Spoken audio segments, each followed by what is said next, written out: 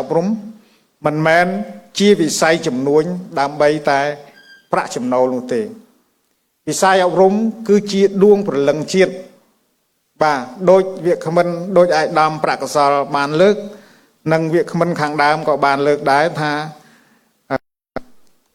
ការចូលរួមជាទស្សនៈរួមទាំងអារម្មណ៍ជ្រះថ្លារបស់គ្រូភាពញញឹមរបស់គ្រូក៏ជាធាតុចូលដ៏សំខាន់សម្រាប់សិស្សដែរអាដាមបណ្ឌិតយងពៅអគ្គលេខាធិការរាជរដ្ឋសភាកម្ពុជាជាទីគោរពដ៏ខ្ពង់ខ្ពស់សូមគោរពអាដាមបណ្ឌិតប្រាក់កុសលអគ្គលេខាធិការរងនៃគណៈកម្មាធិការជាតិគាំពៀអភិវឌ្ឍកុមារតូចក្រសួងអប់រំយុវជននិងកីឡាជាទីគោរពដ៏ខ្ពង់ខ្ពស់លោក Gavin Malcolmek នាយកប្រណិប័តគ្រឹះស្ថានមន្ទីរសេរីអូស្ត្រាលីនិងជាវាគ្មិនកិត្តិយសដ៏សំខាន់នៅថ្ងៃនេះលោកគូនចម្រើនស្ថាបនិកមជ្ឈមណ្ឌលអប់រំសកល Up School កម្ពុជា UCGE និងជានាយកសាលាភ្នំពេញមន្ទីរសេរីអន្តរជាតិជាទីរាប់អានដ៏ជ្រាលជ្រៅព្រមទាំងថ្នាក់ដឹកនាំគ្រឹះស្ថានអប់រំលោកនាយកនាយិកាលោកគ្រូអ្នកគ្រូសិស្សនិស្សិតភ្ញៀវកិត្តិយសជាតិនិងអន្តរជាតិជាទីគោរពរាប់អានដ៏ខ្ពង់ខ្ពស់ថ្ងៃនេះខ្ញុំមានកិត្តិយសនិងសេចក្តីសោមនស្សរីករាយយ៉ាងក្រៃលែងដែលបានមកចូលរួមក្នុងកម្មវិធីដ៏មានអត្ថន័យនេះក្នុងនាមសមាគមសហប្រតិបត្តិការដើម្បីជំរុញការអប់រំកម្ពុជាអាស៊ានចិនខ្ញុំសូមថ្លែងអំណរគុណចំពោះវត្តមានដ៏មានតម្លៃរបស់ឯកឧត្តមលោកជំទាវលោកនាយកនាយិកាលោកស្រីដែលបានចំណាយពេលវេលាមកចូលរួមនៅក្នុងសិក្ខាសាលាដ៏មានសារៈសំខាន់មួយដែលមានប្រធានបទយ៉ាងទូលំទូលាយថាជំហានទាំង7ដែលធ្វើឲ្យសិស្សរៀនឆាប់ចេះបំផុតការឆ្លុះបញ្ចាំងអាចផ្លាស់ប្ដូរលទ្ធផលរៀនសូត្រគ្រប់យ៉ាងថ្ងៃនេះជាពិសេសខ្ញុំសូមថ្លែងអំណរគុណចំពោះការចូលរួមពីសំណាក់គណៈអធិបតីខ្ពស់នៃក្រសួងអប់រំយុវជននិងកីឡានិងសភាកម្ពុជានិងថ្នាក់ដឹកនាំនៃគ្រឹះស្ថានឧត្តមសិក្សាមធ្យមសិក្សាសាលាអន្តរជាតិល្បីៗចំនួន23ស្ថាប័នក៏ដូចជាការចូលរួមយ៉ាងផុសផុលអំពីសំណាក់និស្សិតនៃរាជបណ្ឌិតសភាកម្ពុជានិស្សិតមកពីសាកលវិទ្យាល័យបូណាម៉ារី BMU ដែលធ្វើឲ្យអ្នកចូលរួមសរុបទាំងអស់ប្រមាណជាង200នាក់នៅក្នុងយុគសម័យ Digital នៃការផ្លាស់ប្ដូរការបង្រៀនបែបប្រពៃណីតែមួយមុខគឺមិនទាន់អាចឆ្លើយតបនឹងពេញលេញបាននោះទេការឆ្លុះបញ្ចាំងគឺជាចំណុចប្រសពដ៏អស្ចារ្យនៃទស្សនៈបុព្វានិងទស្សនៈបច្ចឹមប្រទេសនៅក្នុងទស្សនៈបុព្វាការឆ្លុះបញ្ចាំងគឺជាការត្រេះរិះពិចារណាខ្លួនឯងដើម្បីស្វែងរកនូវភាពច្បាស់លាស់នៅខាងក្នុងចំណែកឯទស្សនវិជ្ជាបច្ចឹមការឆ្លុះបញ្ចាំងគឺជាដំណើរការនៃការវិភាគសកម្មភាពដើម្បីដកស្រង់មេរៀននិងការអនុវត្តជាក់ស្ដែងមូលដ្ឋាននេះគឺស្របគ្នាជាគេហៅថាទស្សនវិជ្ជាអប់រំដ៏ល្បីល្បាញរបស់មហាបរោះខុងជឺដោយលោកបានពោលថាការរៀនដោយគ្មានពិចារណាគឺជាការខ្ជះខ្ជាយពេលវេលាដែលបញ្ជាក់ថាការឆ្លុះបញ្ចាំងគឺជាដង្ហើមនៃការរៀនសូត្ររីឯសូក្រាតបានពោលថាជីវិតដែលមិនបានពិចារណាគឺមិនមានតម្លៃក្នុងការរស់នៅឡើយដែលបង្ហាញថាការសួរដេញដោលឆ្លុះបញ្ចាំងលើខ្លួនគឺជាការឈានឆ្ពោះទៅរកគតិបណ្ឌិតនិងបញ្ញាដ៏ជ្រាលជ្រៅចំណែកឯចនឌូអ៊ីបានលើកឡើងថាយើងមិនរៀនពីបទពិសោធន៍ទេប៉ុន្តែយើងរៀនពីការឆ្លុះបញ្ចាំងលើបទពិសោធន៍និងនេះគឺជាយុទ្ធសាស្ត្រស្នូលនៃសិក្ខាសាលាដែលយើងបានប្រពៃនៅថ្ងៃនេះការរួមបញ្ចូលគ្នានៅវិធីសាស្ត្រទាំងពីរនេះនឹងជួយឲ្យសិស្សានុសិស្សរបស់យើងមានសមត្ថភាពនៅក្នុងការរៀនពីជីវិតនិងរៀនពីខ្លួនឯងបានយ៉ាងស៊ីជម្រៅការផ្ដល់ឲ្យគ្រូបង្រៀននៅវិធីសាស្ត្រអប់រំដែលផ្ដល់លើការឆ្លុះបញ្ចាំងគឺជាការផ្ដល់ឲ្យសិស្សនៅត្រីវិស័យសម្រាប់ការរៀនសូត្រពេញមួយជីវិតនិងគឺជាគ្រឹះដ៏រឹងមាំនៅក្នុងការកសាងមូលធនមនុស្សដែលមានគុណភាពសម្រាប់ប្រទេសជាតិនៅក្នុងន័យនេះភាពជាដៃគូដែលយើងនៅថ្ងៃនេះក៏ត្រៀមនឹងចុះហត្ថលេខាលើអនុសារណៈនៃការយោគយល់គ្នាដែលនឹងប្រព្រឹត្តទៅនៅពេលបន្តិចនៅខាងមុខនេះគឺពិតជាមានតម្លៃស្ទើរមិនអាចកាត់ថ្លៃបានតាមរយៈការបដិញ្ញាចិត្តរួមគ្នានៅទិសដៅចំនួន3ទី1ការចែករំលែកនៅចំណេះដឹងការចែករំលែកចំណេះដឹង ផ្នែកអប់រំធនធានសិក្សាបច្ចេកទេសអប់រំនិងបណ្ដាញទំនាក់ទំនងអន្តរជាតិដើម្បីពង្រឹងឱកាសសិក្សាសម្រាប់សិស្សានុសិស្សកម្ពុជាឲ្យកាន់តែទូលំទូលាយទី2ការលើកកម្ពស់នវានុវត្តន៍រួមសហការគ្នារៀបចំសិក្ខាសាលាវេទិកាអប់រំនៅគំនិតផ្ដួចផ្ដើមស្រាវជ្រាវដែលលើកកម្ពស់នវានុវត្តន៍ក្នុងការអប់រំ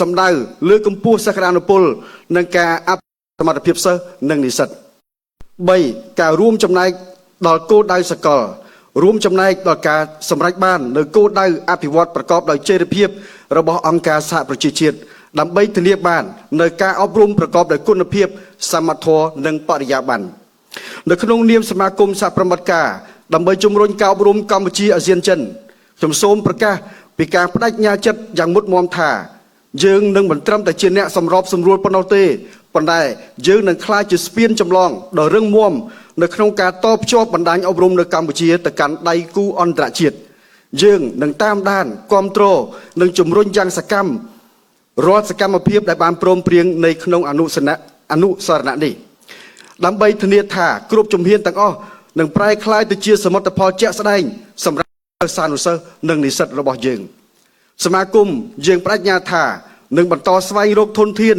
និងឱកាសថ្មីបន្ថែមទៀតដើម្បីធានាថាគ្រឹះស្ថានអប់រំដៃគូទទួលបានការគាំទ្រពេញលេញនៅក្នុងការអនុវត្តវិធីសាស្ត្រអប់រំបែបទំនើបប្រកបដោយនវានុវត្តន៍ជាចុងក្រោយខ្ញុំសូមថ្លែងអំណរគុណយ៉ាងជ្រាលជ្រៅជូនចំពោះតំណាងក្រសួងអប់រំយុវជននិងកីឡានិងរាជបណ្ឌិតសភាកម្ពុជាដែលបានផ្ដល់ការគាំទ្រយ៉ាងសកម្មធ្វើឲ្យសិក្ខាសាលាមួយនេះអាចដំណើរការទៅដោយរលូននិងទទួលបានជោគជ័យខ្ញុំសូមថ្លែងអំណរគុណជាពិសេសជូនលោក Gavin McCormick ដែលបានចំណាយពេលវេលាដែលមានតម្លៃមកចែករំលែកនៅចំណេះដឹងដ៏មានសារៈសំខាន់និងក៏សូមកោតសរសើរជូនចំពោះលោកគូនចម្រើនស្ថាបនិកមជ្ឈមណ្ឌលអប់រំសាកល UCGE ដែលបានខិតខំប្រឹងប្រែងយ៉ាងសកម្មនៅក្នុងការរៀបចំកម្មវិធីដ៏វិសេសវិសាលនេះឡើងខ្ញុំសូមថ្លែងអំណរគុណផងដែរជូនចំពោះថ្នាក់ដឹកនាំគ្រប់គ្រឹះស្ថានអប់រំទាំងអស់ដែលបានអញ្ជើញមកចូលរួមនិងសូមកោតសរសើរយ៉ាងស្មោះស្ម័គ្រជូនចំពោះក្រុមសិល្បករនីមកពីអង្គការកុមារពន្លឺអនាគតដែលបានសម្ដែងរបាំជូនពរយ៉ាងអធិកអធមនិងបង្កើតភាពអស្ចារ្យដល់កម្មវិធីរបស់យើងនេះផងដែរខ្ញុំជឿជាក់យ៉ាងមុតមាំថាកិច្ចសហប្រតិបត្តិការ10ពេលនេះនឹងរួមចំណែកយ៉ាងធំធេងដល់ការអភិវឌ្ឍវិស័យអប់រំនៅកម្ពុជាឲ្យកាន់តែមានគុណភាពនិងស្របតាមស្តង់ដារជាសកលនៅពេលខាងមុខជាទីបញ្ចប់ខ្ញុំសូមគោរពជូនពរឯកឧត្តមលោកជំទាវលោកនាយកនាយិកាអស់លោកស្រីភ្ញៀវកិត្តិយសទាំងអស់សូមប្រកបបានទៅសេចក្តីសុខគ្រប់ប្រការមានសុភមង្គលនិងជោគជ័យក្នុងភារកិច្ចរៀងៗខ្លួនសូមអរគុណ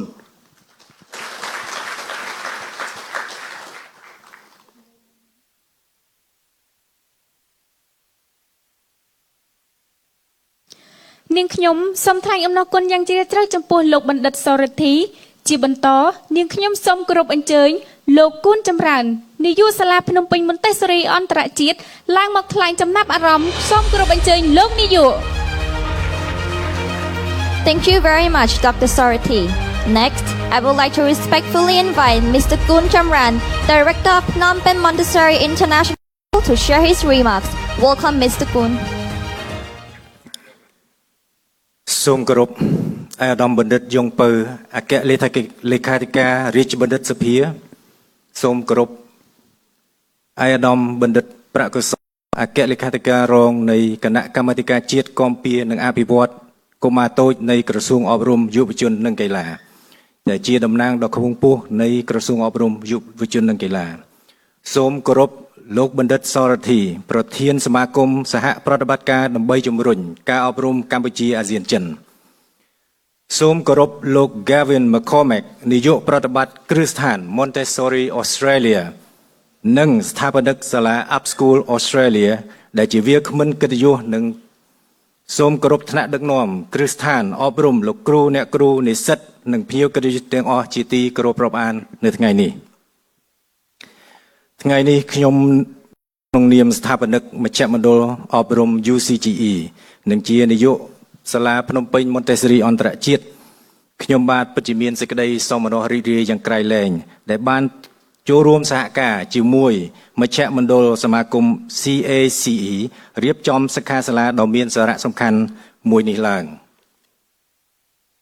នេះជាលើកទី2ហើយដែលយើងបានរៀបចំកម្មវិធីដែលមានសារៈសំខាន់នេះសមាគម CACE និងសាលាភ្នំពេញ Montessori អន្តរជាតិតែងតែយកចិត្តទុកដាក់សហការក្នុងការរៀបចំព្រឹត្តិការណ៍អប់រំដែលនឹងរួមចំណែកក្នុងការជំរុញនិងអភិវឌ្ឍវិស័យអប់រំនៅកម្ពុជាឲ្យមានវិសាលភាពធំធេងដោយមើលឃើញពីអត្ថប្រយោជន៍ដ៏មហាសាលនៃវិធីសាស្ត្រអប់រំបែបសតវត្សទី21និងជាកម្មវិធីសិក្សាដ៏សម្បូរបែបរបស់សាលា Up School Australia ដែលជាកម្មវិធីសិក្សាជំរុញឲ្យសិស្សនិស្សិតរីកចម្រើនគ្រប់ជ្រុងជ្រោយក៏ដូចជាជំរុញឲ្យសិស្សមានឱកាសក្នុងការបញ្ចេញមតិយោបល់ទៅលើវេទិកាអន្តរជាតិនានាជាពិសេសកម្មវិធីនេះបានបំពាក់ឲ្យសិស្សនៅចំណេះដឹងជំនាញស្របតាមគោលការណ៍ស្តង់ដារអប់រំប្រកបដោយចីរភាពរបស់អង្គការសហប្រជាជាតិដែលត្រូវបានអនុម័តដោយរដ្ឋសភាសមាជិកទាំង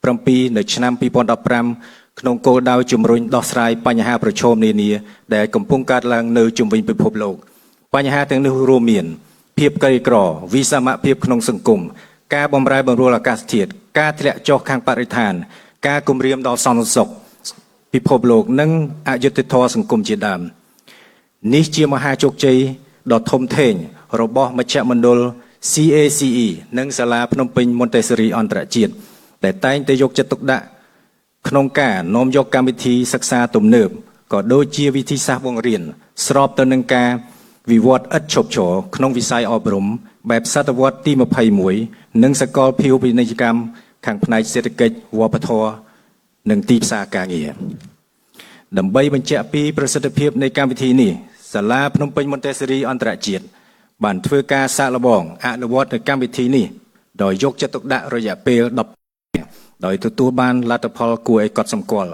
ក្នុងនោះខ្ញុំបាទសូមលើកយកចំណុចមួយចំនួនដើម្បីបញ្ជាក់ជូនអង្គសិក្ខាសាលាទាំងមូលសិស្សបានអភិវឌ្ឍនៅសមត្ថភាពដ៏សម្បូរបែបឆ្លោះបញ្ចាំងស៊ីជម្រៅដែលជួយឲ្យពួកគេរៀនឆាប់ចេះ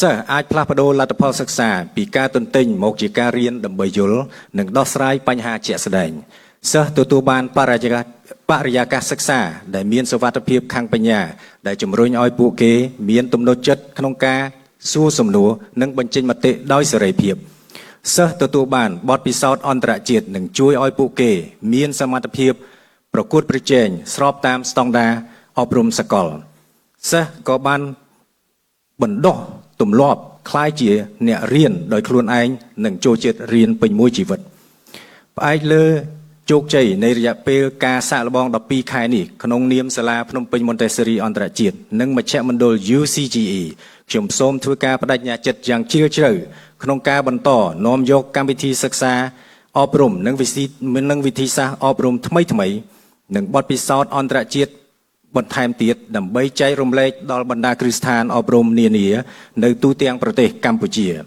ទន្ទឹមនឹងនេះខ្ញុំសូមសំណូមពរនិងសូមការគាំទ្រយ៉ាងពេញទំហឹងពីក្រសួងអប់រំយុវជននិងកីឡាព្រមទាំងដៃគូអភិវឌ្ឍទាំងអស់ដើម្បីឲ្យយើងអាចចូលរួមពង្រីកវិសាលភាពនៃសិក្ខាសាលានិងវេទិកាអប់រំទាំងនេះឲ្យទៅដល់ដៃគូបង្រៀននិងសិក្សានុសិស្សទាំងអស់នៅតាមតំបន់ផ្សេងទៀតនៅក្នុងព្រះរាជាណាចក្រកម្ពុជាជាចុងក្រោយខ្ញុំសូមថ្លែងអំណរគុណយ៉ាងជ្រាលជ្រៅបំផុតចំពោះវត្តមានដ៏ថ្លៃថ្លារបស់ឯកឧត្តមលោកជំទាវជាពិសេសលោកបណ្ឌិតឯកឧត្តមបណ្ឌិតយងពៅជាអគ្គនាយក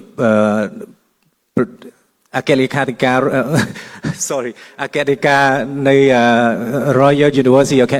Royal Academy of Cambodia បាទវាតាក់កន្លែងបាទប្រញាប់ពេកហើយនឹងសូមជាពិសេសអរគុណដល់ឯកឧត្តមបណ្ឌិតប្រាក់កសលដែលមានវត្តមាននៅថ្ងៃនេះហើយនឹងឯកឧត្តមលោកជំទាវតំណាងសាលានាយកសាលានិងសាកលវិទ្យាល័យទាំងអស់ដែលមានវត្តមាននៅទីនេះហើយជាពិសេសលោក Gavin McCormack ដែលបានចំណាយពេលវេលាដ៏មានតម្លៃនៅ timetable ដ៏មមាញឹកបាទសុខចិត្តហោះមកពីអូស្ត្រាលីដើម្បីចូលរួមនៅក្នុងកម្មវិធីនេះដូច្នេះខ្ញុំសូម ជូនពរកម្មវិធីនេះឲ្យទទួលបានជោគជ័យនិងជូនពរប្រសិទ្ធពរកម្មវិធីនេះឲ្យមានភាពអធិកធម៌បាទសូមអរគុណ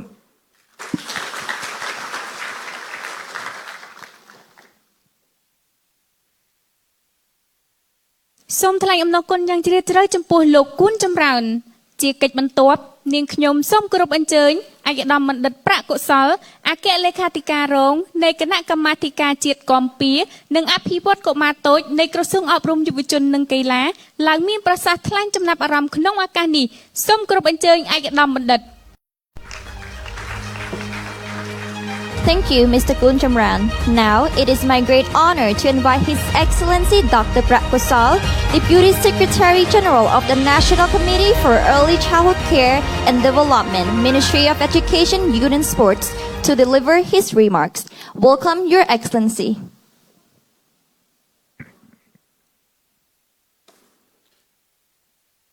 បាទជាបឋមខ្ញុំបាទសូមសម្ដែងការគោរពចំពោះអាដាមបណ្ឌិតយ៉ងពៅអគ្គលេខាធិការនៃរាជបណ្ឌិតសភាកម្ពុជាលោកបណ្ឌិតសរទ្ធីប្រធានសមាគមសហប្រតិបត្តិការដើម្បីការជំរុញការអប់រំអាស៊ានចិនលោកខាវិនម៉ាក់ខមកនាយកប្រតិបត្តិគ្រឹះស្ថាន Montessori អូស្ត្រាលីនិងជាវាគ្មិនកិត្តិយសនៃរសៀលនេះសូមគោរពលោកគួនចម្រើនស្ថាបនិកមជ្ឈមណ្ឌលអប់រំសកល Up School កម្ពុជានិងជានាយកសាលារៀន Montessori អន្តរជាតិ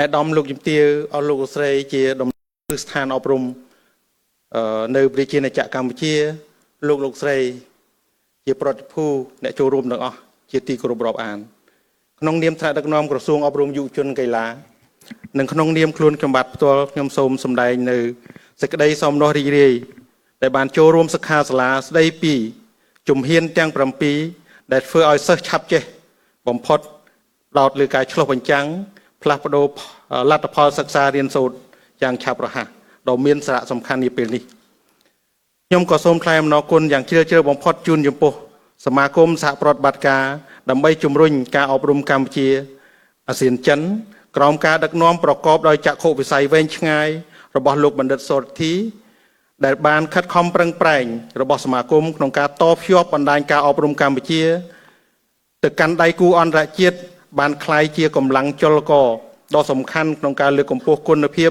អប់រំនៅកម្ពុជាជាមួយគ្នានេះខ្ញុំក៏សូមកោតសរសើរយ៉ាងស្មោះស្ម័គ្រជូនចំពោះលោកគុណចម្រើនដែលជាស្ថាបនិកមជ្ឈមណ្ឌលអប់រំសកល Up School កម្ពុជានិងជានាយកសាលារៀនភ្នំពេញ Montessori អន្តរជាតិដែលបានខិតខំប្រឹងប្រែងយ៉ាងសកម្មក្នុងការរៀបចំកម្មវិធីដ៏វិសេសវិសាលនេះឡើងដើម្បីពំនាំយកគំនិតដើមថ្មីមកចែករំលែកដល់អ្នកអប់រំនៅកម្ពុជាបច្ចុប្បន្ននេះពិភពលោកកំពុងស្ថិតនៅក្នុងដំណាក់កាលមួយដែលមានការផ្លាស់ប្ដូរយ៉ាងឆាប់រហ័សដោយបច្ចេកវិទ្យា Digital បញ្ញាសិប្បនិម្មិតបម្រែបម្រួលអាកាសធាតុការប្រែប្រួលសេដ្ឋកិច្ចសកលបានធ្វើឲ្យទីផ្សារការងារប្រែប្រួលយ៉ាងឆាប់រហ័ស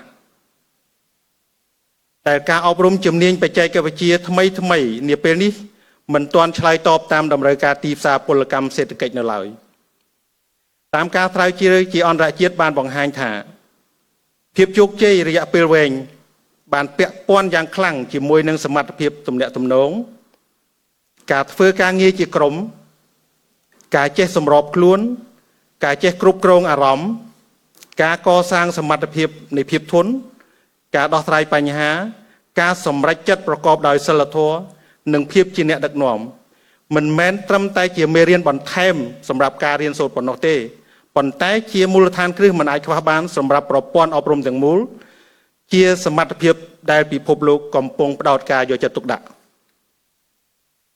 អាដាមលោកជំទាវលោកស្រីគណៈអធិបតីភ្ញៀវកិត្តិយសជាតិអន្តរជាតិអង្គពិធីទាំងមូលជាទីមេត្រីតាមបទពិសោធន៍នៃការអនុវត្តកំណែទម្រង់ការអប់រំកន្លងមកយើងសង្កេតឃើញថាការរៀនសូត្រដែលផ្ដោតលើការអនុវត្តតាមបែបប្រពៃណីឬដែលយើងនិយាយម្យ៉ាងទៀតថាតាមរយៈការទន្ទិញគឺមិនទាន់គ្រប់គ្រាន់ទេសម្រាប់សិស្សានុសិស្សក្នុងយុគសម័យ Digital និងបញ្ញាសិប្បនិម្មិតដែលកំពុងប្រែប្រួលយ៉ាងឆាប់រហ័សនេះ កម្ពុជាបាននឹងកំពុងបន្តខិតខំប្រឹងប្រែងធ្វើកំណែទម្រង់ជាបន្តបន្ទាប់ដោយបានពង្រីកការអប់រំទៅរកការគិតបែបវិទ្យាសាស្ត្រដែលទាមទារឲ្យសិស្សមិនត្រឹមតែរៀនដើម្បីចេះប៉ុណ្ណោះទេប៉ុន្តែត្រូវរៀនដើម្បីយល់និងដើម្បីដោះស្រាយបញ្ហាផងដែររាជរដ្ឋាភិបាលនីតិកាលទី7នៃរដ្ឋសភាដែលដឹកនាំដោយសម្ដេចមហាបវរធិបតីហ៊ុនម៉ាណែតនាយករដ្ឋមន្ត្រីបានដាក់ចេញវិធានការដើម្បីលើកកម្ពស់គុណភាពអប់រំប្រកបដោយ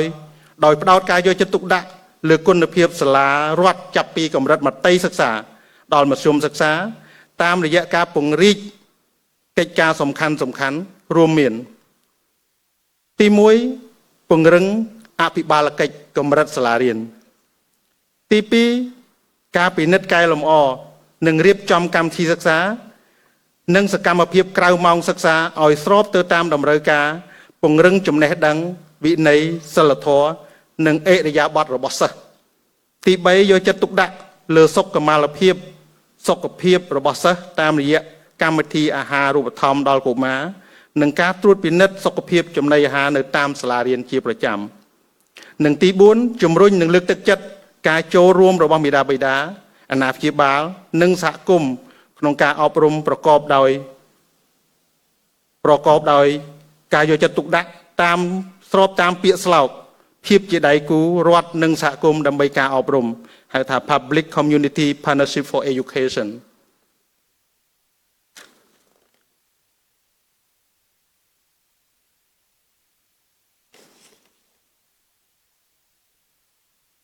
ក្នុងស្មារតីនេះក្រសួងអប់រំយុវជននិងកីឡាបានដាក់ចេញនូវវិធានការកំណែទម្រង់កម្រិតសាលារៀនដោយផ្ដោតលើការអនុវត្តស្តង់ដារសាលាគំរូដោយយកចិត្តទុកដាក់លើលទ្ធផលសិក្សារបស់សិស្សការបង្រៀននិងរៀនការចូលរួមរបស់សហគមន៍ដើម្បីដំណើរការប្រតិបត្តិការនឹងរដ្ឋបាលសាលារៀននិងគណនេយ្យភាពរបស់សាលារៀនក្នុងឱកាសសិក្ខាសាលាដ៏មានសារៈសំខាន់នាថ្ងៃនេះក្រសួងអប់រំយុវជនកីឡាសូមសម្ដែងការគាំទ្រយ៉ាងពេញទំហឹងចំពោះគំនិតរួចផ្ដើមដែលសមស្របក្នុងការរួមចំណែកកសាងធនធានមនុស្សប្រកបដោយសក្តានុពលឆ្ពោះទៅសម្រេចចក្ខុវិស័យកម្ពុជាឆ្នាំ2030និងឆ្នាំ2050របស់រាជរដ្ឋាភិបាលដើម្បីឆ្លុះបញ្ចាំងនៅពេលនេះคล้ายទៅជាកម្លាំងចលករដ៏មានប្រសិទ្ធភាពក្នុងសាលារៀនថ្នាក់រៀនខ្ញុំសូមផ្ដល់អនុសាសន៍គន្លឹះចំនួន4ដូចខាងក្រោមទី1តួនាទីរបស់គ្រូបង្រៀនត្រូវបដូរតួនាទី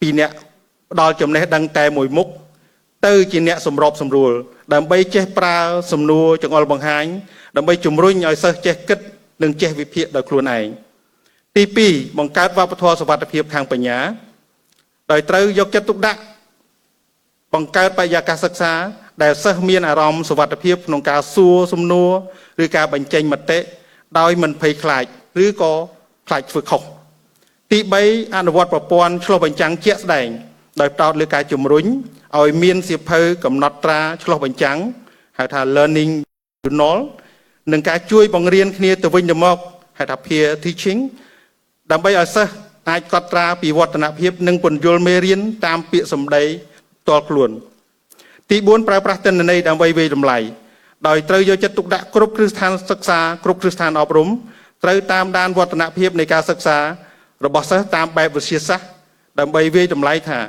តើវិធីសាស្ត្រនៃការឆ្លុះបញ្ចាំងពិតជាបានជួយលើកកម្ពស់លទ្ធផលសិក្សារបស់សិស្សមែនដែរឬទេអាដាមលោកជំទាវលោកស្រីជាទីមេត្រីសាលារៀនមិនមែនគ្រាន់តែជាកន្លែងរៀនអក្សរឬលេខប៉ុណ្ណោះទេប៉ុន្តែជាកន្លែងដែលកុមាររៀនចែករំលែករៀនស្ដាប់គ្នារៀនគោរពគ្នានិងរៀនរស់នៅជាមួយអ្នកដទៃដោយក្តីស្រឡាញ់និងសេចក្តីគោរពហេតុនេះខ្ញុំសូមផ្ដាំថាសិស្សអាចភ្លេចអ្វីដែលគ្រូបង្រៀនប៉ុន្តែសិស្សមិនងាយភ្លេចអារម្មណ៍ដែលពួកគេទទួលបានពីគ្រូទទួលបានពីមាតាបិតាឬពីមនុស្សនៅជុំវិញខ្លួនរបស់ពួកគេនោះទេពាក្យមួយម៉ាត់ដែលជាការលើកទឹកចិត្តទូចមួយឬស្នាមញញឹមអាចធ្វើឲ្យកុមារមានទំនុកចិត្តនិងភាពជាម្ចាស់របស់ខ្លួននិងសេចក្តីរីករាយក្នុងការរៀនសូត្រដើម្បីទទួលលទ្ធផលសិក្សាដ៏ល្អជាទីបញ្ចប់ក្នុងនាមថ្នាក់ដឹកនាំក្រសួងអប់រំយុវជនកីឡា ខ្ញុំសូមគាំទ្រយ៉ាងពេញទំហឹងចំពោះការរៀបចំសិក្ខាសាលានេះពេលនេះនិងវេទិកាអប់រំដែលមានលក្ខណៈបែបនេះជានឹងស្នើឲ្យមានវេទិកាអប់រំដែលមានលក្ខណៈបែបនេះជាបន្តទៅមុខទៀតផងដែរព្រមទាំងលើកទឹកចិត្តឲ្យមានការផ្លាស់ប្ដូរបទពិសោធន៍និងចែករំលែកចំណេះដឹងជាលក្ខណៈអន្តរជាតិបែបនេះជាបន្តទៀតដើម្បីរួមចំណែកលើកកម្ពស់គុណភាពអប់រំនៅប្រទេសកម្ពុជាឲ្យកាន់តែរីកចម្រើនខ្ញុំក៏សូមយកឱកាសនេះថ្លែងអំណរគុណយ៉ាងជ្រាលជ្រៅចំពោះវាគ្មិនកិត្តិយសលោក Gavin McCormick និងសូមជូនពរឲ្យសិក្ខាសាលានៅថ្ងៃនេះប្រព្រឹត្តទៅដោយជោគជ័យនិងទទួលបានលទ្ធផលជាផ្លែផ្កាដ៏ត្រចះត្រចង់សូមអរគុណ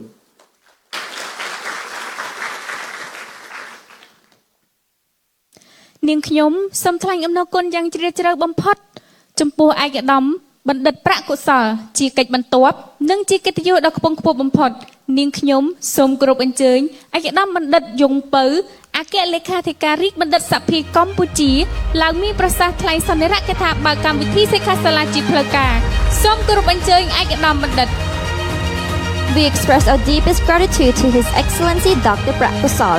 Next, it is our utmost honor to respectfully invite His Excellency Dr. Yung Po, Secretary General of the Royal Academy of Cambodia, to the podium to deliver the official opening keynote address. Welcome, Your Excellency. បាទអរគុណហើយទីការនេះដល់ស្រស់សភាទាំងពីរនាក់បាទសូមអធិស្ឋានដោយសារអានជាភាសាខ្មែរហើយមានបកប្រែទាំងនេះអញ្ចឹងទៅត្រូវតែអានទាំងអស់ហើយព្រោះដោយសាររៀបចំទុក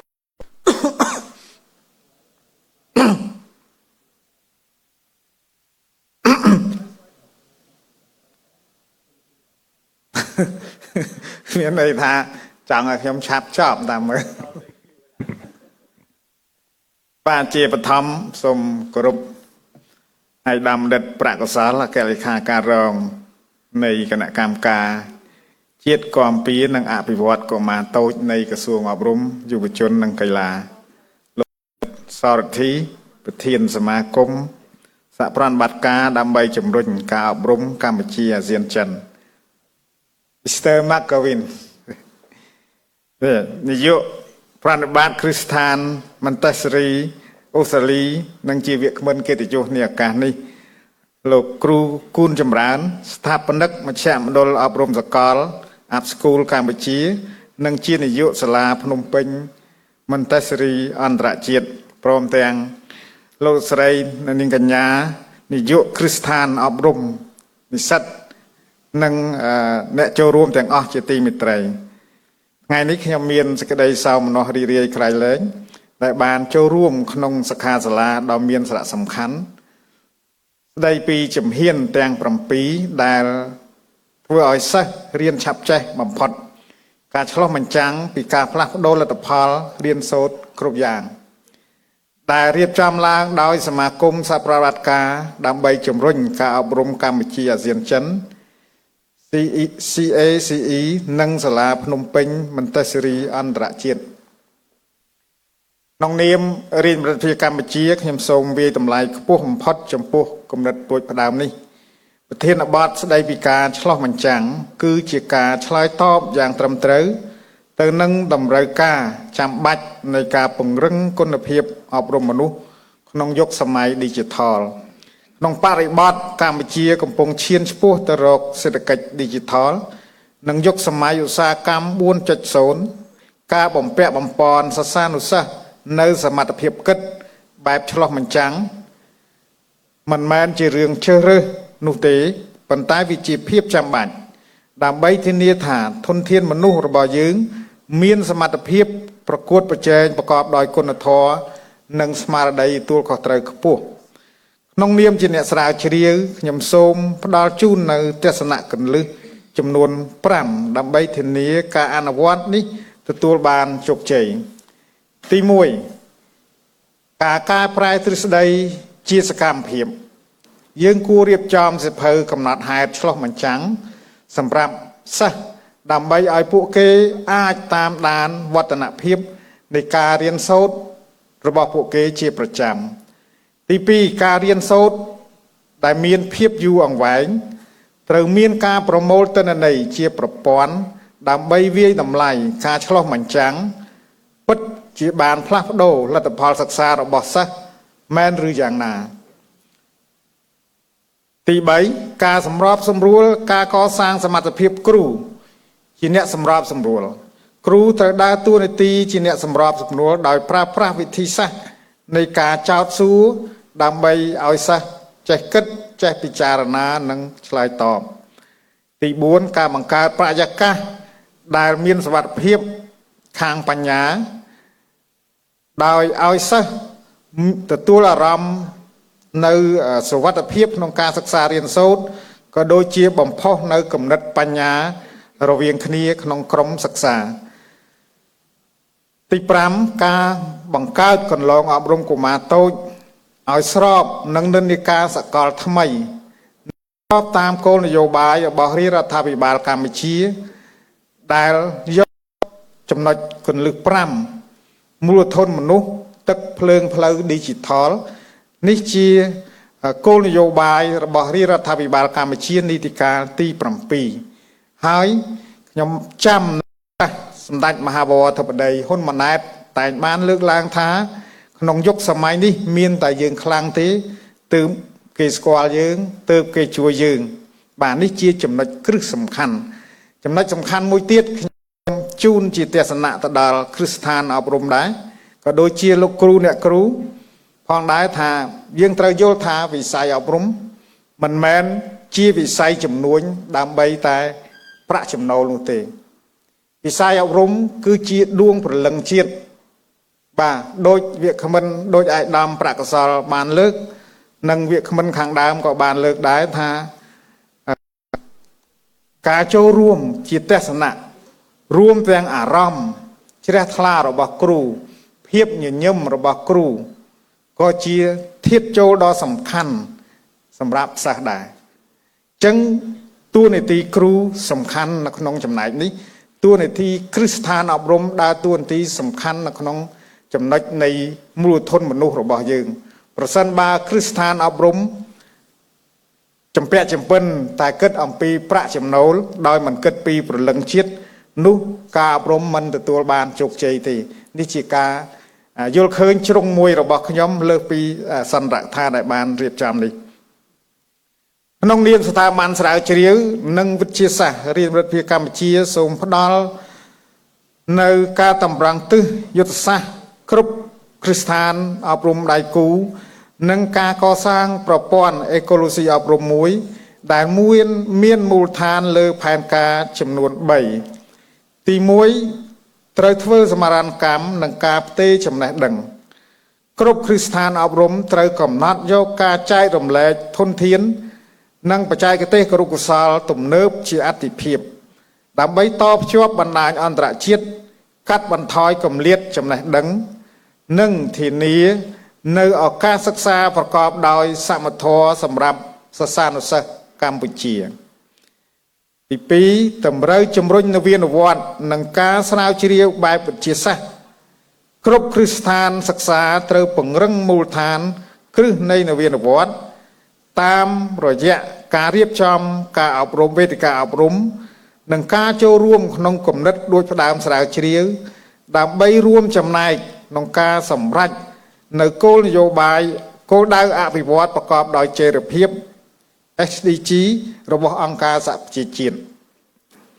ទី3ត្រូវបង្កើនប្រសិទ្ធភាពធនធានមនុស្សសម្រាប់ចក្ខុវិស័យយុទ្ធសាស្ត្រគ្រប់ភាគីពាក់ព័ន្ធត្រូវបដិញ្ញាលើកកម្ពស់គុណភាពសមធម៌និងបរិយាបន្នដើម្បីត្រៀមលក្ខណៈសម្បត្តិឲ្យសមស្របនឹងចក្ខុវិស័យឆ្នាំ2030និងឆ្នាំ2050របស់ប្រជាជាតិកម្ពុជាក្នុងការឆ្ពោះទៅរកសេដ្ឋកិច្ចផ្អែកលើចំណេះដឹងខ្ញុំជឿជាក់ថាអង្គសិក្ខាសាលានេះនឹងក្លាយជាវេទិកាដ៏មានតម្លៃដែលផ្ដល់ជូននៅអ្នកអប់រំទាំងអស់នៅចំណេះដឹងថ្មីដើម្បីជំរុញឲ្យសិស្សក្លាយជាអ្នករៀនដោយខ្លួនឯងពេញជីវិតបាទនេះជាទស្សនៈដ៏សំខាន់សម្រាប់សិស្សានុសិស្សជាពិសេស យុវជនខ្មែររបស់យើងដែលទទួលបាននៅទស្សនវិជ្ជាអប់រំពេញមួយជីវិតសិក្សាពេញមួយជីវិតជាចុងក្រោយខ្ញុំសូមកោតសរសើរសម្ដែងនៅការកោតសរសើរដោយស្មោះចំពោះសមាគម CACE និងដៃគូអប់រំទាំងអស់ដែលបានខិតខំប្រឹងប្រែងរៀបចំកម្មវិធីដ៏មានអត្ថន័យនេះឡើងជាពិសេសខ្ញុំសូមសម្ដែងនៅការកោតសរសើរយ៉ាងជ្រាលជ្រៅចំពោះសមាគមដែលស្ថិតក្រោមការដឹកនាំប្រកបដោយចក្ខុវិស័យរបស់បណ្ឌិតស្រធីដែលជារឿយតែងខិតខំផ្សារភ្ជាប់និងជំរុញវិស័យអប់រំកម្ពុជានិងអន្តរជាតិឲ្យមានភាពជិតស្និទ្ធនិងមានប្រសិទ្ធភាពក្នុងឱកាសនេះដែរខ្ញុំសូមកោតសរសើរលោកគួនចម្រើនស្ថាបនិកមជ្ឈមណ្ឌលអប់រំសកល Up School កម្ពុជានិងជានាយកសាលាភ្នំពេញមន្តិសរីអន្តរជាតិដែលបានខិតខំយ៉ាងសកម្មនៅក្នុងការពំនាំគំនិតដូចដើមថ្មីដើម្បីលើកកម្ពស់គុណភាពនៃការរៀននិងការបង្រៀនក្នុងសង្គមកម្ពុជាព្រមជាមួយគ្នានេះខ្ញុំសូមថ្លែងអំណរគុណយ៉ាងជ្រាលជ្រៅបំផុតជូនចំពោះលោក Gavin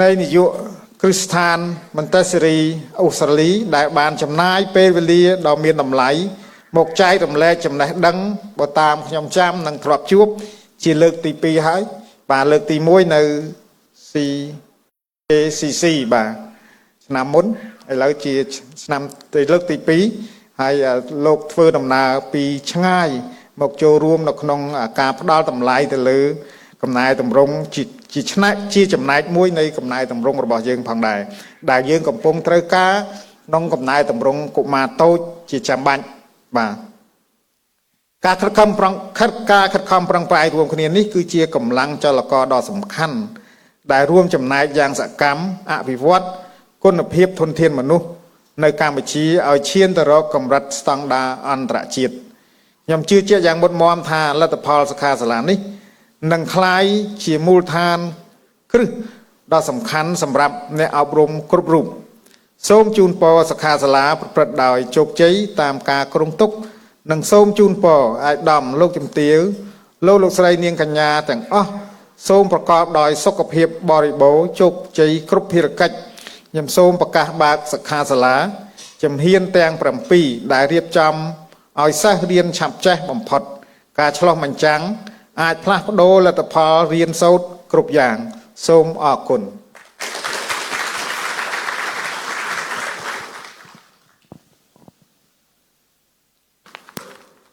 សូមថ្លែងអំណរគុណយ៉ាងជ្រាលជ្រៅបំផុតចំពោះឯកឧត្តមថ្នាក់ដឹកនាំឥឡូវនេះយើងបានឈានចូលដល់វគ្គសំខាន់នៃសិក្ខាសាលាហើយនាងខ្ញុំសូមប្រគល់វេទិកានេះជូនទៅលោក Gavin McCormack នាយកប្រតិបត្តិមន្តិសរីអូស្ត្រាលីដើម្បីធ្វើបទបង្ហាញនិង Thank you to our dignitary being here. Thank you to Mr. Kuhn for organizing this alongside wonderful guests here. Thank you for Phnom Penh Montessori International School for welcoming me and becoming like a family. It's been amazing to work alongside you for the last 12 months. And thank you for attending. I hope that today is going to be insightful. Listening to you speak earlier on, Minister, about early childhood, it's going to seem like me and you were conversing last night about our presentations, because what you talked about is exactly what I'm about to talk about. So I think it makes perfect synergy. Yeah, people are going to be suspicious of what I'm about to say.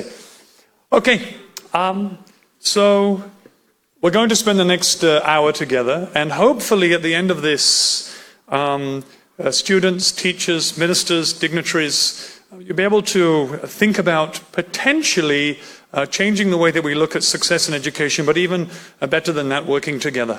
I think the lights were better lower. That was really nice before, with the low lights. Anyway, we'll continue. Okay, let's hope this works. Does this work? Okay, it's not working. Everyone's gone. Hello? Always when you need technology, it doesn't work.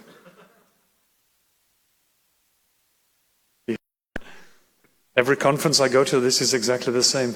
You need the clicker, it doesn't work. Am I doing it or you?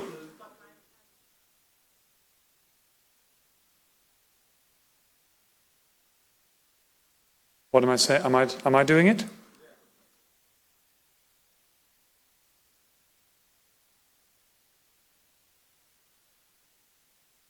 It's me? No.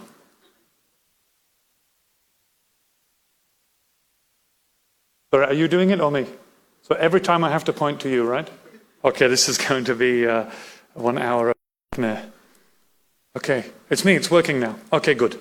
Perfect. Thank you. Sorry about that. Okay, thanks. Okay, so we've got 60 minutes together, and hopefully by the end of this you'll think, wow, yes, I want to do this in my school, in my center, regardless of your age, the children that you teach. Now, I'm going to answer two fundamental questions today. The first one is on our students' behalf. Am I safe in this learning environment? And number two, do I matter here? And we'll get to how that looks in a second. Three of my my role models in education, I've seen that you've all quoted John Dewey this morning, which is fantastic. John Dewey said education is not preparation for life, it is life. That means that in our classrooms, our children should be living and not listening and repeating what we say. Number two is the famous Jean Piaget, of course. The goal of education is not to increase knowledge, but to create the possibility for discovery. They should be discovering knowledge on their own. And number three, obviously, Maria Montessori, the child is not a vessel to be filled, but a source of light to be kindled. I'm the global executive CEO at Montessori Australia. Of course, this is our team, and all I will say about this team is they're wonderful, humble, kind people. And that's testament to what we're about to say today. For 5 years, I was a principal of a school in Australia. This is my school community. And when I took the job as school principal, I was up against some tough competition. When I went for the interview, the Australian Principal of the Year for 5 years in a row came out of the room before I had my interview. And I thought, there's no way I'm getting the job at this school if she's just finished her interview. But I did get the job. And when I got the job, the board told me they had one job at this school, and it was to fill the school up. Fill it up. We had 2 students, but we had room for 700. And so I decided that the way to fill the school up was to do things that I believed were right in education, regardless of what the government mandated, still within the rules, but develop an education system where children got to be future humans. So the first thing I did in my school community was that I banned exams. Exams, no points, no scores, no percentages, no comparison of child against child. I scrapped everything. In the newspapers across Australia, this was the headline: school that doesn't hold any exams. And my board called me. It's Gavin, what are you doing? In trouble with the government? I said, no, we don't have to have exams. We just have to assess the children on what they have been taught. We decide how we assess them. So we came up with our own assessment policy. What was interesting was, within 2 weeks, I had 1,000 people on the waiting list to come to my school, because the parents realized that the one thing they had hated in their entire educational life was exams. It didn't tell anybody about what they truly could do as a human being. And so when you look at this quote, the true measure of success in any educational institution is the citizens that walk on the street in 20 years. That's the most important part. You can't see the success in your schools today, tomorrow, next week, or even in 5 years. It's when you bump into one of your old students who's walking down the street as a grown man or grown woman, and they are kind, and they are humble, and they are empathetic, and they are compassionate. That is the true success. But we are so short-term in our mindset that we don't think like that. We don't think like that to our parents. Our parents ask, what position is my child? Is my child a grade A? Did he get 100%? Not, how is he becoming a wonderful person for the future? And I have a cat. I love cats. So this is my success in education. If I see a child putting an umbrella over a cat in the rain, I think that child understands what it is to be a good human being. They can see the cat is getting wet and wants to care for it. So after I quit my job as a school principal, I opened up school. And basically the idea and the concept was to educate children around the world. And I traveled to the North Pole, the South Pole. I climbed up to Everest Base Camp. I went all over the planet recording content to beam into schools around the world, free of charge. And at the very beginning, I had 20 children in the first week. I only had 20 children coming. And my wife told me, Gavin, you made a big mistake. You should have kept your job at school. Now we have about 85,000 schools around the world come to Upschool every day. Phnom Penh Montessori International School is one of those schools. In fact, one of the most successful schools, doing such amazing work. I don't visit many schools around the world, but I visited you twice now because you're doing such a good job. We also have a cooperation with Canva. Canva give every single child who comes to Upschool a free Canva account. I was told last week we have the biggest classroom in Canva on earth. 25,000 students in my Canva classroom, and just this year have created almost 1.5 million designs inside the Canva network. So obviously you're doing something right. Part of what we offer schools is every school gets their 60-minute teacher training course. I was going to pull up your photograph, but I couldn't find it of us doing it together, Mr. Kuhn. But I've trained maybe 20,000 teachers around the world in the last 3.5 years. We also offer schools teacher training, internationally accredited teacher training courses in Montessori from the University of Notre Dame and CPD out of Cambridge. All of these are not just delivered by me, but Professor Mark Williams in the bottom right. He is the world #1 neuroscientist from MIT. And so I wrote the courses. I went to him and said, are these any good? He said, you know, they're amazing. Let me help you. So I do the training alongside him. And alongside that, I've written several books, one of them on how to be a successful parent, which sounds ironic. I'm not even a parent myself. I have a cat. However, I've worked with children 30 years. And so we offer schools parenting courses too. So let me get started. I believe that perspective is everything. I come from a very poor family with a single mother. My mother told me one thing when she was young: go out there and do something good. Do some good work. So over the last 10 years, I've built 15 schools in the Himalayas, and I built 3 of the biggest teacher training courses. This was January. The picture on the top is the classroom I walked into. These are 62 orphans. They live in a mountain in Jumla, 5 days out of Kathmandu. That is their classroom. Every day they go there. 0 in their room. At the bottom is their classroom after 48 hours. I take a team. We give them a chance to have a different start. It's not amazing, but it's better. It makes you feel that you are lucky to have what you have. Many people in the world do not realize how lucky we are to have a roof and air conditioning and fresh water coming in the taps. Okay, so today's lecture, seminar, webinar, whatever we want to call it, is going to answer these 2 questions. Through my research and from writing several books and working with some of the brightest educational minds in the world, it comes down to these 2 fundamental questions. As educational leaders here, of course you want your school to shine and you want your children to be safe and humble and wonderful, but you also want them to be smart. You want them to be intelligent. And unfortunately, unless these 2 questions are answered in the child's mind, it doesn't matter what educational resources we have, they will not reach their potential. And the 2 questions are, am I safe here? And do I matter to the people inside the building?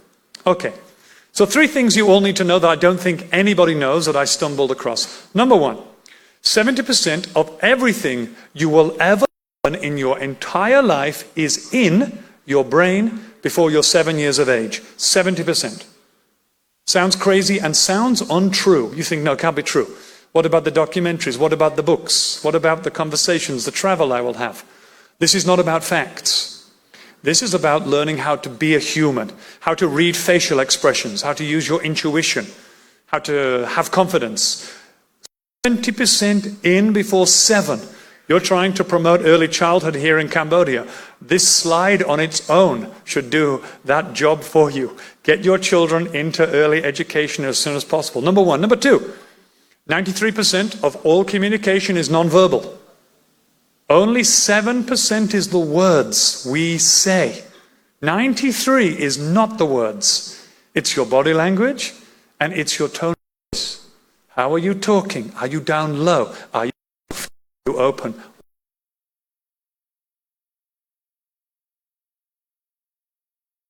across. When children observe respectful, emotionally intelligent adults, it leads to elevated self-esteem, better school performance, and greater resilience. Let me just explain that to you in simple terms. When a teacher is respectful to themselves and the students, I respect me and I respect you. You matter to me and I care about you and I care about me. And number two, I'm going to tell you how I feel. And I want you to tell me how you feel. I feel sad. How do you feel? I feel tired. How do you feel? When we do those two things, grades improve. Grades improve by doing those two things. Our children feel like they can accomplish more, and when they fail, they'll try again. It's not about the technology, it's not about your training. Literally, if we respect ourselves on them, and we talk about emotions and show them, our children perform better. Unbelievable. So your teachers, your educators, and quite often parents, they send their children to our schools, and they say, teach them, fix them, sort them out. My son is in trouble. I want you to fix him up. This is a statistic you can use for the rest of your life. Only 140 hours in school per month, 540 at home. The main emphasis of education is in the home. It's not in the school, in actual fact. And you'll know this, if you're ever trying to accomplish something in school, but the parents are saying the opposite, you always lose. Parents always, we call it trumping you. They always win the battle. So we develop things like this. We give these to parents at home, and of course, you'll have access to all of this later. So imagine if the parents sat down and they did a checklist. They said, okay, look, I wonder if we're doing a good job as parents. I wonder if our children feel safe in the home. And they go through a checklist. Do I greet my child every morning kindly? Yes, sometimes, never, or it's irrelevant in this house. And the parents go through this. They don't report to us. There's no test. There's no grades. It's a reflective tool. Am I doing a good job? Because there's no degree for parenting. No one trains you. You just have to try. But we know, because child psychology, neuroscience, biochemistry tells us best practice.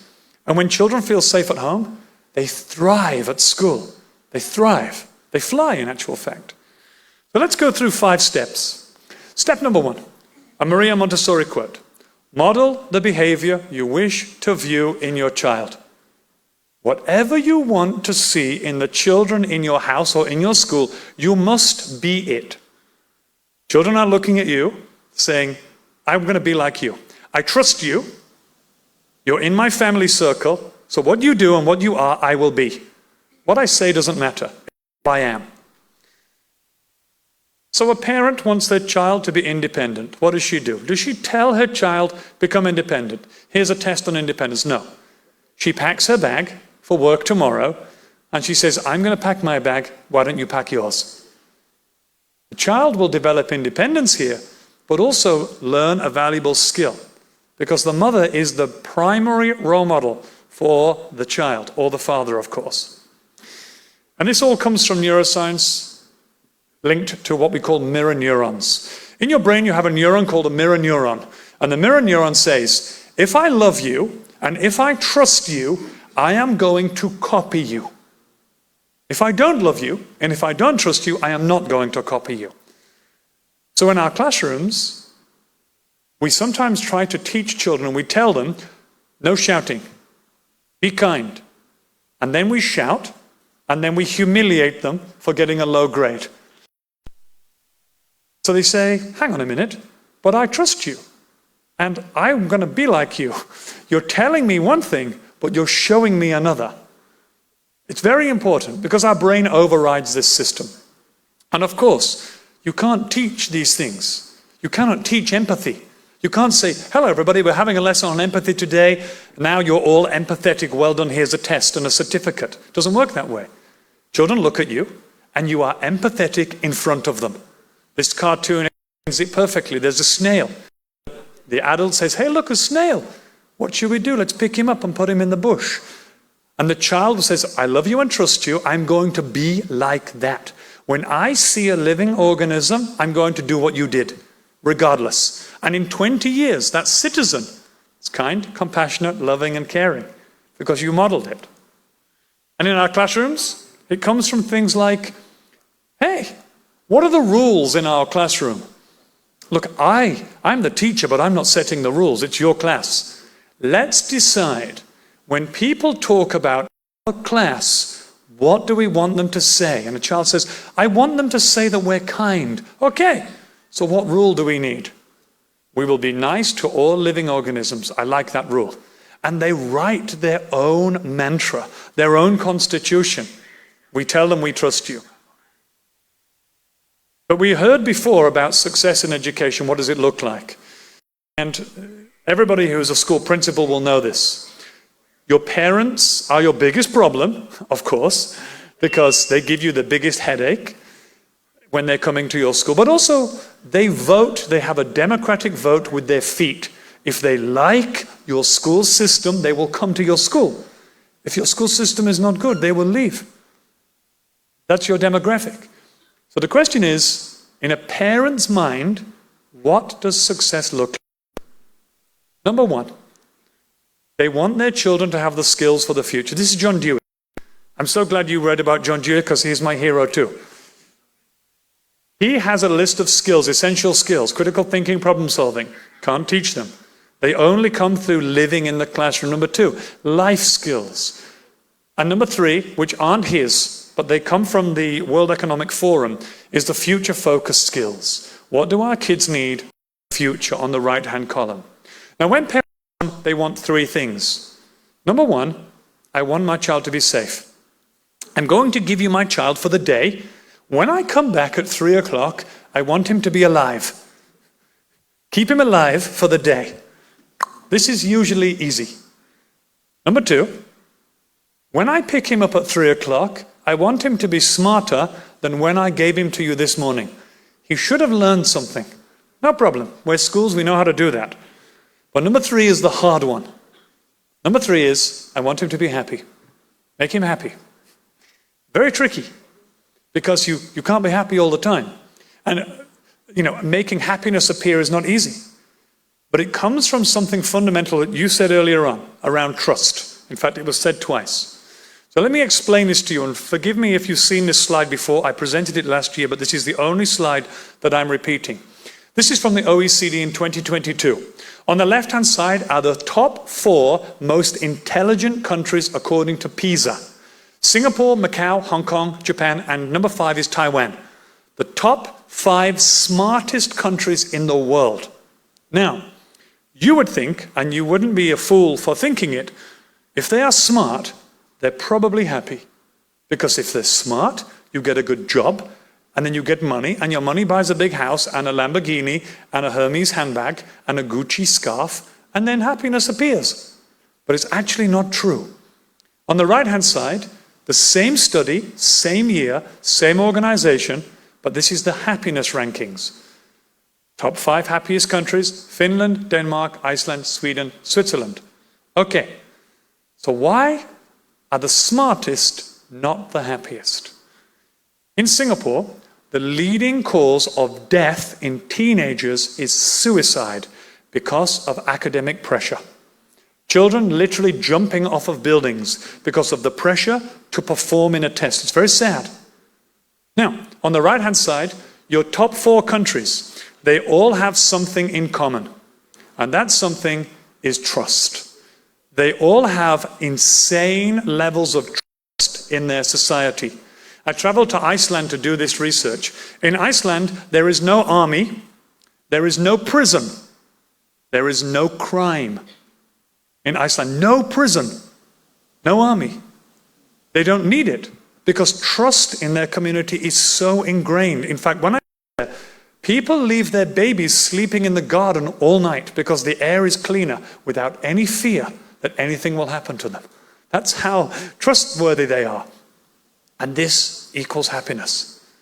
So going back to this question, if we want our children to be happy in our schools, what do we need to do? Our school leaders need to trust our teachers, and our teachers need to trust our students. I trust you, and it's okay if you make a mistake. Don't worry, I've got your back. Step number 2. This is the most exciting part for me. I've just conducted this research at Notre Dame University. We must understand how the brain learns best. How the brain learns best. And I loved your memorandum from the government saying rote learning is out and all of these things are gone. Very important.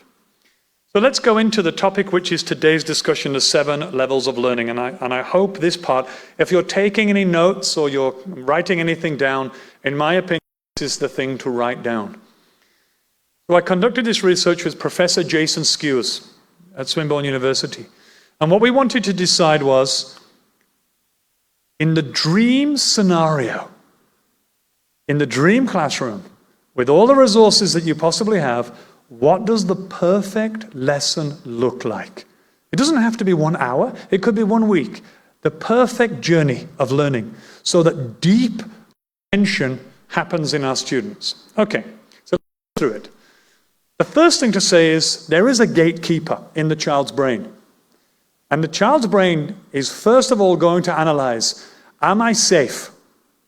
Am I safe with this teacher, in this school, with these people? If I'm safe, yes, let's begin the learning journey. If I am not safe, and I'm not just talking physically safe, emotionally safe, spiritually safe. Am I safe? If they're safe, learning is on. If I am not safe, forget it. There is 0 learning taking place. So the first part, step number 1 of the perfect sequence is receiving information. So let's pretend I'm your teacher. Today we're learning all about rabbits. Welcome to my kindergarten class on rabbits. So I'm going to show you a video on rabbits and we watch the video together. Or we look at a documentary, read a book, no problem. So you receive some information. Very shallow learning, very simple. No problem. Level number 2. You receive some information and then somebody you trust tells you more about the topic. So your teacher watches the video and then I tell you some interesting information about rabbits. And let me just be clear at this point. Most schools in the world, according to our research, stop here. It doesn't go further than level 2. And there are 7 levels. You get something and someone tells you something and then you do something. Textbook or a worksheet. You hand it to me and I give a grade. Level 1, level 2. Just to be clear, when the child goes to bed at night time and their brain decides what to keep and dissolve, the brain will dissolve this. The brain can receive this information again very easily and will not find it to be important. Let's go to level 3. Level 3 is a provocation, a discussion. We're learning about rabbits. Now, children, I want you to discuss this for 3 minutes. What do you think is closer to a rabbit, a hedgehog, or a bird? Evolutionary. Which one is closest in relation? And the children discuss. They go in their brain, they get old knowledge. A hedgehog has 4 legs, a rabbit has 4 legs, a bird has wings. I think it's a hedgehog because of these reasons. They're making synaptic connections in their brain. They're getting old knowledge out, pulling it to the prefrontal cortex and linking it. There's no right answer, there's no wrong answer, there's no grade, but there's discussion. There's a conversation, there's a topic happening. Level 3. In many classrooms around the world, they are silent. When the principal walks down the corridor, if there is noise, there's a problem. Barbara, why is your classroom so noisy? Keep those kids quiet. We know that through conversation and debate, this is where true learning takes place. This is why learning usually stops at level 2. The teacher is too scared to have that noise. We're only on level 3. Level 4. The hand is the gateway to the brain. What the hand touches, the brain remembers, especially if the hand has never touched it before. We're learning about rabbits, children. You've discussed rabbits. Now look, actually I have a rabbit here in the classroom. And when you are doing your work, you can come and you can touch it. Be gentle. It's a living creature. And they touch it. They feel it's warm. It's got a heartbeat. They have an emotional response. The brain always remembers all emotions. So now we have a deep learning taking place. The brain at this point is not forgetting this lesson. This lesson now is deeply ingrained, especially if they've never touched it before. A snail, a frog, something you haven't held. So my advice to teachers around the world is always, whenever possible, get a real object. If you're teaching leaves, have a leaf. If it's sticks, rocks, soil, worms, have them.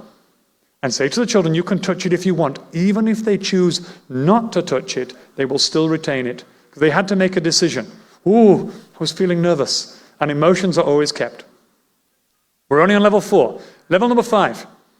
This is the most important part. Purposeful doing. Now you know about rabbits, you're going to do something about rabbits, and there's only one rule. It has to make the world better. You have to improve the world. One child says, Miss, I'm going to make a poster about rabbits to teach people how amazing they are. I love that. Another child says, I'm going to go home tonight and see if we've got any vegetables in the fridge we don't need. And I'm going to feed them to the rabbit in the classroom. They get an emotional response. And that statement is, I did that. I did it. I used my knowledge to do that thing. And I feel something because I did it. This child feeding the rabbit has a feeling now. Look at the rabbit. It's eating my carrot. I did that. Number 6. Einstein said to learn something is great, but to teach it is to learn it 1,000 times. Any teachers say know this. Once you teach it, you'll never forget. You say to the children, now you're a master at rabbits. You know everything. Who are you going to teach about rabbits? Well, I'm going to kindergarten to teach them. I'm going to teach my grandmother. I'm going to teach my father. I'm going to teach my friend. Level 6. Now, level 7 is why we're here, really. And it talks to everything you've just said. All of your slides, everything you said, it's like we were coordinating together in the evening. Level 7 is the most important, but around the world, it's the one that's missing the most. And it is reflection. So the child has done all of this work. All of this work is done. They have made a poster, they've taught their friends, they've discussed rabbits, and the lesson is over with no reflection. Learning without reflection is an experience, but learning with reflection is identity. This is fundamental. So instead of a child saying, I did an empathetic thing, the child now has an inner voice that says, I'm becoming an empathetic person. And ultimately, what we want is our education systems to develop future humans. Who are we sending into the world? What kind of people? If we miss out reflection, it is an experience. Something I did. With reflection, someone I'm becoming. Really important. The brain remembers what it feels and does. Experience, neural connections, and retention. It's a fact. And as I said just a moment ago, without reflection, it's an experience. With reflection, it becomes identity. You know this. Step number 3. Make them feel safe at home and, pardon my spelling mistake, at school. So let's talk about these 2 amazing scientists. Damasio, Perry, and Barrett. I based all of my work, all of my research, everything I've ever written on these 3 people. These 3 people have one thing in common. They know the power of emotions. How you feel determines what you do. In 1991, we discovered that not only do you have neurons in your brain, you have about 20,000 neurons in your heart. Sounds whimsical, but it's a fact. These neurons in your heart detect how you feel and communicate with your brain via the vagus nerve, telling your brain, oh, I feel like this, so think like this. Bruce Perry said, we think through feelings. We feel first, and then we decide to think or not. So, our children are at home, and they're coming to school. They have a backpack on their back. It's invisible. It's called the backpack of anticipatory stress. The things that they are worried about that you don't know, and neither do I. And there are thousands of them. Thousands. Some are very obvious. I forgot my homework. I won't have anyone to sit with. Some are not so obvious. Will the air conditioner be on in the classroom? Will I be too cold? Will my teacher be absent today? Even the children sometimes doesn't know what is causing them to feel these things. But we, as educators, can preempt this. A child on the surface will display a behavior. Maybe it's good, maybe it's bad. They'll be crying, interrupting, shouting, withdrawing, refusing. This behavior is actually the end result of what's happening internally for them. They have memories, they have experiences, they have stress, they have mixed emotions. We add to those emotions, and these emotions do not act on their own. Bruce Perry said a dysregulated brain cannot learn. When your children are dysregulated, learning is over. In fact, the research from Cambridge will tell you if a child is dysregulated, there is no point in teaching them. Zero. Nothing is going in. So what happens is a child is stressed, a child is worried, something is causing them to feel upset, and the brain kicks in and says, listen, this is scary. I'm afraid of something. I don't know what it is, but something is causing me to feel afraid. Brain says, okay, you've got two options. Number one, hide, or number two, run away. That's your two options. So I'm going to flood your body with cortisol. There's a part of your brain called the amygdala. It switches on, floods the body with cortisol, and learning switches off. The upper brain, the upstairs brain, or the prefrontal cortex is offline. Wi-Fi is down. The internet is gone. All they want to do is hide or run away. That's it. And it will show itself to you like this. That's how you'll see it. And what do? Sometimes we threaten them. You better do this, or you're in big trouble. We make it worse. There are 3 zones the child can be in your class. They can only learn in the green zone, the safe zone. The orange zone is the mobilization. I've got to run away. So why do they misbehave? Because they want you to send them out or send them home. Because that's where safety is. And if they realize, oh, it doesn't matter what I do, my teacher's never sending me out or sending me home. I've only got one other option. That's hiding. They'll put their head on the table, cover their head, and they will not talk to you. In the orange and red zone, learning is impossible. In the green zone is the only place. Our objective as educators is to keep them in the green zone as much as possible. Hopefully today I can give you that solution. So here, this is an amazing slide. 50 things that will help your children feel safer every day in every classroom. 50 things. Look at number 1. Children are greeted warmly every day. You stand at the door. Good morning, Mr. Kuhn, how are you? I'm good. Good morning, Nilmini, how are you? I'm good. You greet them. You do that to every child every day. Very simple. Look at number 2. Arrival routines are calm and predictable. It's the same every day at school. We give schools a checklist. We say, here you go. Let's see how your school is performing. And they go through a checklist and they can self-evaluate. Are we providing a safe environment or not? Here's a checklist. It's very, very simple. And then you work towards providing a safe educational journey. So from a child experience, let's just go through this. It's very important.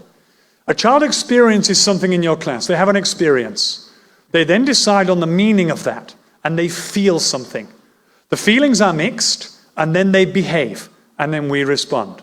So they have a lesson. They say, what is this lesson about? How do I feel? They mix the emotions, and then they display a behavior. So this is work by Plutnik, Robert Plutnik. He said there are 8 emotions, primary emotions in the human psyche, 8 of them. And if we know how to mix these emotions, this is your golden gateway to having learning deep and retentive. Let me explain it to you. A child is experiencing joy in your class, and you as the teacher, you add trust. Child is happy. They're engaged in their learning, and you say, I believe in you. You can do this. You add trust. That joy becomes love and belonging. If we add fear or surprise, it becomes something negative. So the matrix looks like this. I developed this at Notre Dame University. It's a golden matrix. On the left-hand side are the 8 emotions a child can feel in your class, the fundamental Plutnik emotions. Along the top are introduced emotions by you, the teacher, or the school environment. So if you look at joy and you go across the table, you can see if you add certain emotions, that is the response you're going to get. Let me highlight a couple of these for you. What happens if you introduce fear? Most schools introduce fear. If you don't do this, this will happen. So here you go. You have a child who's looking forward to a project. Just take the one in the red. They're experiencing anticipation. We're going to build a volcano. I'm excited. And the teacher introduces fear by saying, look, if you don't do your volcano correct, you know you're going to fail this assessment. Anticipation plus fear equals something really interesting. So here's the scenario. Child is excited, they're building a volcano. Teacher says, we're going to grade this. Child says, oh no, this looks very stressful. That hope and anticipation now becomes anxiety. And in the end, they flunk, they fail. Because the amygdala kicks in and they say, I have to run away or I have to hide because I'm scared. In a sense, what happens if we introduce trust? So, a child is giving up. Oh, I can't do this, it's too hard. Instead of introducing fear, we introduce trust. We say to them, I believe in you. Even when it's hard, I know you can do this. The fear plus trust equals hope. We change their psychological position by being the giver. So the same scenario. A child is building a volcano. This is going to be amazing. I can't do this. They're struggling. And the teacher says, I believe in you. And then they try, regardless of how difficult it is. So when teacher incorporates trust in the emotional landscape, the outcome is always positive. Always. The research will tell you. Regardless of what emotion the child is displaying, when you introduce trust, the outcome is always positive. However, when you introduce fear, the outcome is always negative. Always. So it's very simple. We have to make sure on their side, we've got their back. And this, I love this analogy, this diagram here, that on the surface you have a plant where learning, curiosity, and resilience are flourishing. But they can only flourish if safety and belonging are in the soil. And I think one of the most fundamental aspects missing in education. Step number 4, we've got 2 more steps, is your classroom should represent the world outside. We talked about this before, one of Maria Montessori's pivotal educational pedagogical understandings. On the left-hand side, we have traditional teacher-centered learning. I am the teacher, I know everything. You are the student, you know nothing. And if you listen to me, I will fill up your brain with information, and then I'm going to test you, and if you remember what I said, you're a good student, I'm a good teacher, and this is all good. But we know this is not good. On the right-hand side, student-centered education. Every child brings an experience, a knowledge, and belief, and it's a shared experience. I can learn from you, and you can learn from me. We're all in the classroom together. We move from teacher-centered to student-centered. And in our classrooms, especially in our Montessori centers, we understand that there are 4 types of learners in our room. There's an independent, isolated learner. They do not want to work in a group or a pair. They want to work alone. Do you have a space for them to thrive? There's your parallel workers. They want to work as a pair. They want to do the same work at the same time. Have you got a place for them? Number 3, you've got cooperative. They're best friends, but they don't want to do the same work. They just want to be next to each other. Have you got a place for them? And then you've got your collaborative worker. We want to work as a team. We want to talk. We want to be busy. Do you have a place for them? In most traditional classrooms, you only have place for the parallel worker. That's it. But it's only 10% of your learning demographic. 90% is the other 3. And when you create a space for that to happen, the skills we talked about from John Dewey, they're organically inherited. Collaboration, leadership, independence, communication. And when we talk about preparing our children for the real world, on the left-hand side, this is my school, Farmhouse Montessori School. Take a look at it. Can you find the teacher? I cannot. But I can see a lot of work happening. Children are working on the floor, standing up, moving, talking, learning. On the right-hand side, this is an $85 billion company from San Francisco, Airbnb. That is their head office. Our children need to be ready to go into that world. That is the world they're going into. They're not going into a world where you sit, put your hand up and say, can I go to the toilet? That is not the world they're entering. So we have to make sure our learning environments incorporate what the real world actually looks like. And step number 5, which is the final part of my lecture, is about purpose. This is the most important part, I think. If it makes the world better, then we've succeeded. When children have an emotional response to what they did, they feel they're learning. And when they know how good it is to do good, that's all they want to do. You know that. When you do something good, you want to repeat that. It feels good. So, let me give you an idea. There's a lesson on continents. By the way, I made this. This is my lesson. And I'm teaching the children about Antarctica. But I don't want them to learn about Antarctica because maybe they don't care about Antarctica. I'm teaching them what I care about. And then I say to them, there are 7 continents. You can choose one that matters to you. One child says, my grandma is from China. Can I do Asia? Sure. Another child says, I was born in Canada. Can I do North America? Sure. They choose one that matters to them. And then you set them free. And you say to them, you're going to do some research on your continent, but I am not going to tell you what work you're going to do. I'm going to give you 100 ways that you can show me you know about Canada. There's 100 ways. And the child gets to choose. I can choose any of these? Yeah, you can. You tell me how you're going to show me your work. One child writes poetry. Another child builds a website. Another child writes a book. Another child writes a play. Another child makes a poster. They get choice. We know that when children get to choose, their agency increases. And therefore their performance increases. Just by giving them the choice. And we say to them, by the way, when you do your work, remember, you're not doing it for me. I don't care. You're doing it for the world. How will it make the world a better place? And this child says, I'm going to kindergarten to teach them about the Taj Mahal. Okay, I like it. Whatever their intention is, if it makes the world better, the answer is yes. And then we need to never underestimate them. I think this is the biggest problem we're facing in the world right now.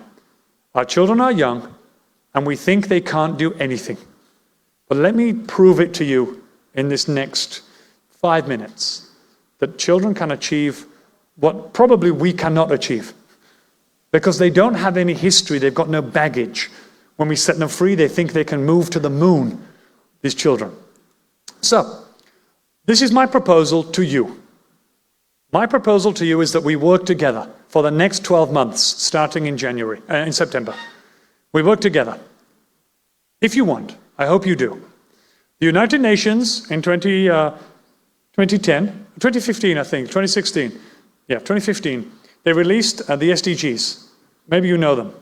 17 SDGs. And the idea from the United Nations was, if we can achieve these SDGs collectively, we will save the planet. We'll save the world. Now, children say, why are we learning this all the time? You now have an answer. We're saving the world. You live in the world. Let's save it together. Okay. Now I know my why. My pitch to you is we do this together. So, 17 SDGs, 1 year. The journey for a child looks like this. And depending on the age, is differentiated. First of all, the children watch a video about the SDG. Secondly, they do some vocabulary. Third, they do a provocation, they have a discussion, and then they receive a card. On this card is 15 challenges. They choose one. We don't choose. We say, there you go. There's a problem in the world and you're going to solve it. And you can choose any way you want to solve it. And guess what? You can work on your own, in a pair or in a group, I don't mind. And you've got 2 weeks. Children say, oh, I get to choose? Yeah. What if I fail? Good. It means you tried something that was out of your comfort zone. Go. I trust you. So they go for it. Then we incorporate some literacy and some reflection. Don't worry about that right now. The card they receive, if you're in primary school, looks like this. 15 challenges that they get to choose. And they can work on a project for 2 weeks. They can do it at home. They can do it in their lunch break. You can have special windows in your curriculum for them to achieve this. Do I get to choose the way I change the world? We know that choice plus freedom equals agency. And what we want is agency because agency equates to academic performance.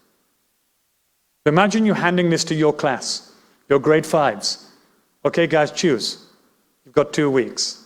And there's one of these for every SDG, kindergarten to grade 2, primary and high school. Here's the idea. For the primary school one, you can see there's 237 challenges in total. By the way, just to be clear, I have a partnership with the United Nations. When the United Nations saw this, they booked a meeting with me and said, yes, we will accredit any school that completes this as a school of global change. My offer to you is we get your schools to be schools of global change, but I don't really care about that. What I actually care about is the work that the children will do, the skills that they will develop, and the values that they will incorporate as they're learning. That's what I care about. So I did it to you without any proof. I'm not going to propose something to you that is not proven in the field. This is Dr. Snail Pinto. She runs the second largest school in the world, Ryan Schools in India. She has 250,000 children in her school. 250,000 I visited. It's insane, this school. You can't believe how big this place is, like a city.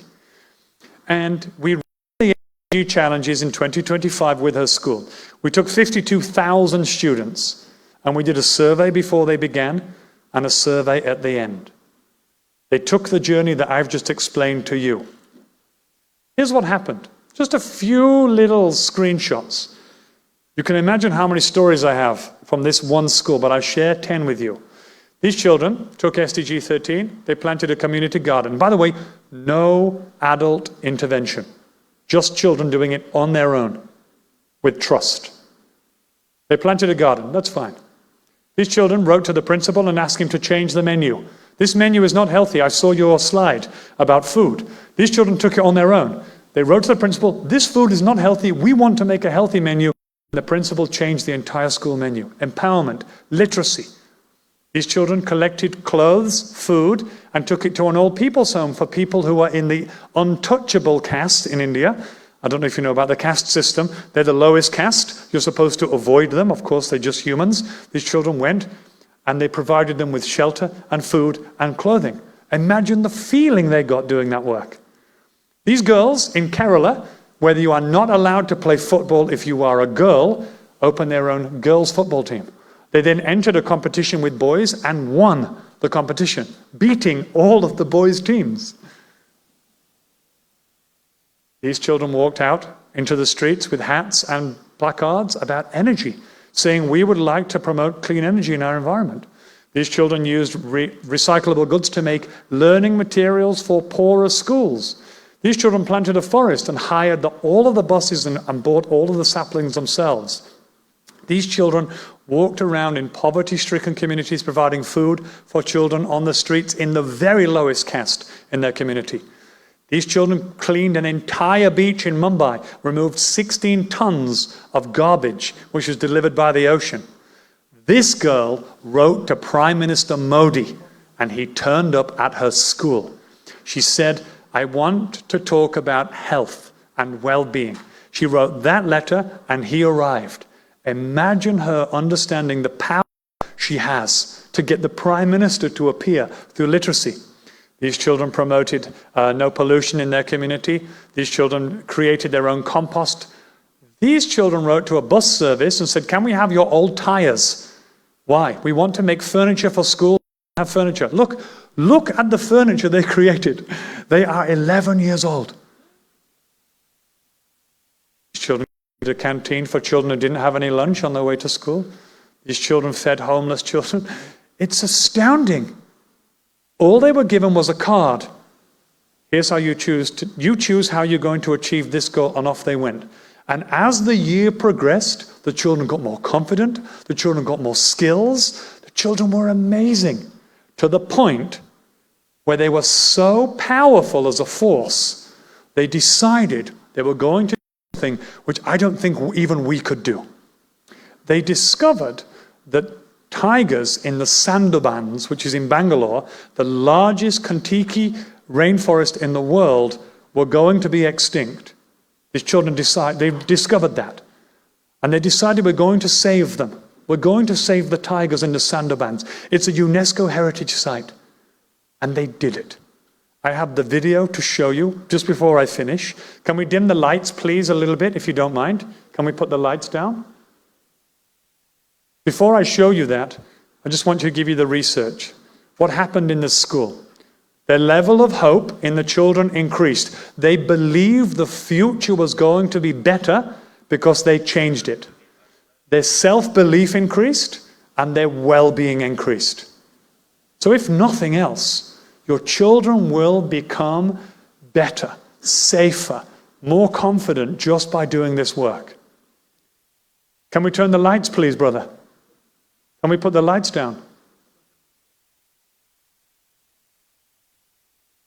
Okay, we'll put them down in a second.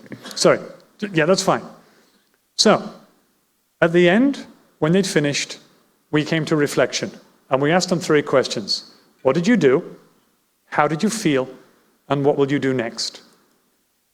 As you said in your opening speech, Minister, you talked about reflection. We provided every child with a booklet, and every day they got to reflect. Every child turns to another child for 5 minutes and says, what did I do? I did this. How do I feel? I feel like this, and what will I do next? For kindergarten to grade 2, everybody received a booklet. The booklet of future focus skills and reflection. For the older children, and you will get this too, they had access to a digital reflection tool where they would reflect on the work they did. It would push it through to their school website automatically, and at the end of the year, they have their own portfolio of the work they have done. This is what I want to pitch and present to you that we can do in your school. I saw your proposal. It said we're going to incorporate data, critical reflection in our students so they can track how they learn and how it made them feel. We have the solution to provide for your schools.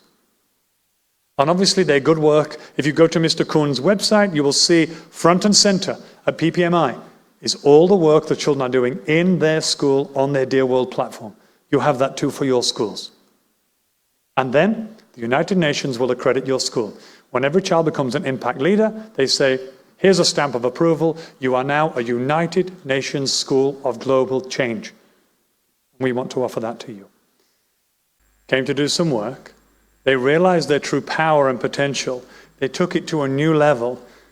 Women in Calcutta who could not find work were then employed. Planting a forest. The forest grows the size of the Vatican City, and tigers found a new habitat. All because children were trusted. I trust you. Go and try this. And my proposal to you is that we do this in all of your schools. Not the wonderful world of trees, but we give the children a chance to achieve all 17 SDGs. And my hope is that next year we'll come here, we'll be standing here, and we'll have 1,000 of these stories that are happening in Cambodia too. So I'll finish with 2 slides. Whether a child is creating a picture for her grandma with the hope of bringing a smile to her face, or an entire school planting a forest to attract their first bird, the essence of educational success lies in asking the question, how did our work contribute to making the world a little bit better? This has all come from a book I wrote last year called Raising Resilient Children. It's about learning from the heart. Mr. Kuhn, before I finish, an amazing trailblazer, let me call him that. Because he came to me and said, Gavin, I've seen these courses, I've seen this work, and Nilmini alongside him. Let's try it in our school. And we've seen the amazement of what's happened in your school with your students. So I feel confident to come to you and tell you that it is possible, and we can do this together. I am at your service. Mr. Kuhn is going to be my intermediary. Everything will go through him. Thank you for paying attention. It's been 1 hour. I know you're busy people, and I appreciate your time, so thank you so much.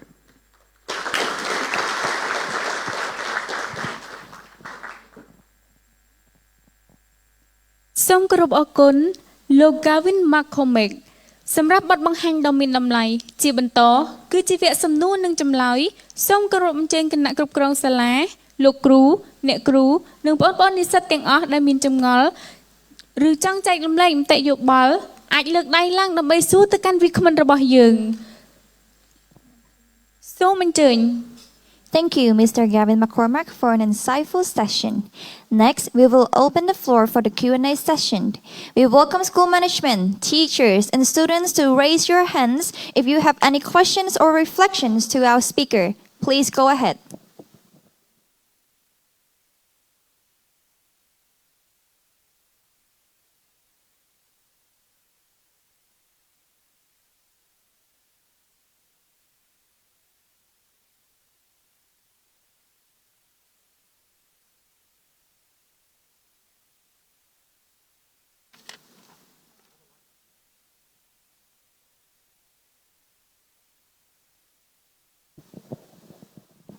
Hello. Yes, so first of all, I would like to pay high respect to Excellency, your teachers and leader. Yes, so I don't have any question today, but the topic today, it talk about reflection, right?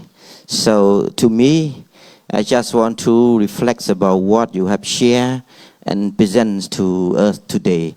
Yes, I'm very interesting so much about the topic, what you have said, and those are related to the in teachers' careers. It's just not a teachers as well as a leader in the school as well.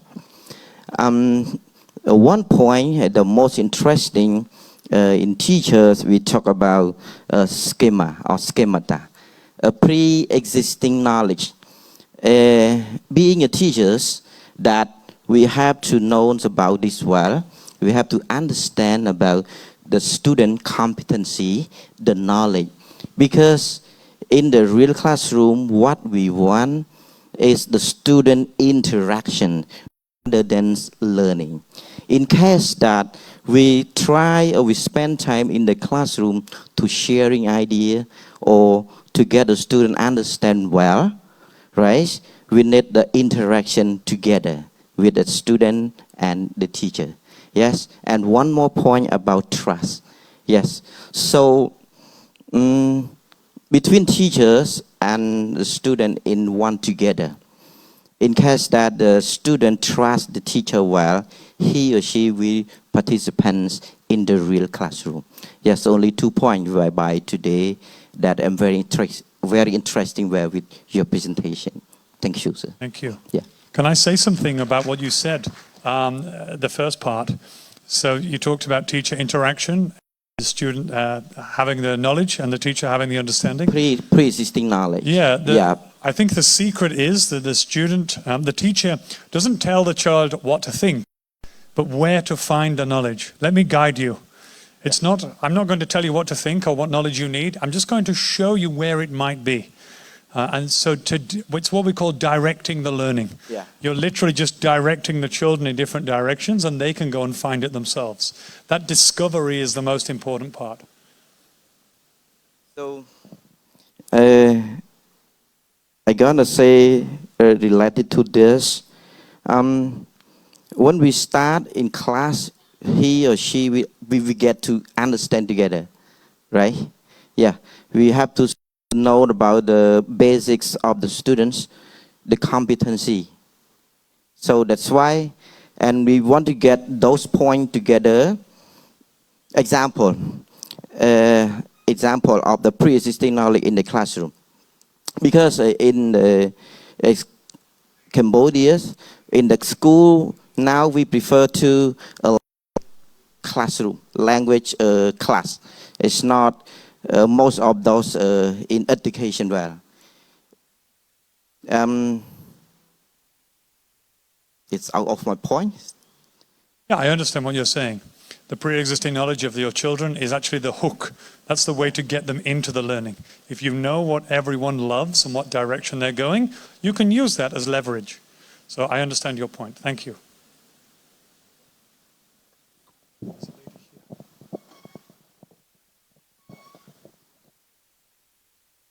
Okay, sir. Nice speech. Okay, sir. I just have one question because basically in my previous school, I also encountered Montessori curriculum. Okay.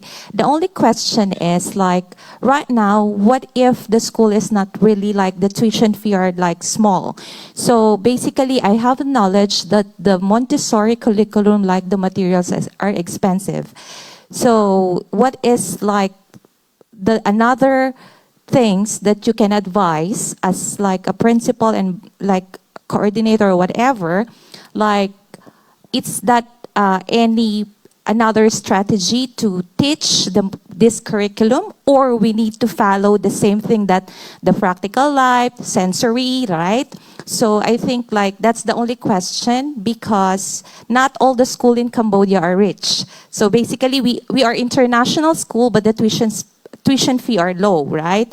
So that's the only thing, like it's a bit, it's a bit like if we change the curriculum in this curriculum, it is, yes, this is this as a teacher, it helps a lot the students to grow, right? More on practical life.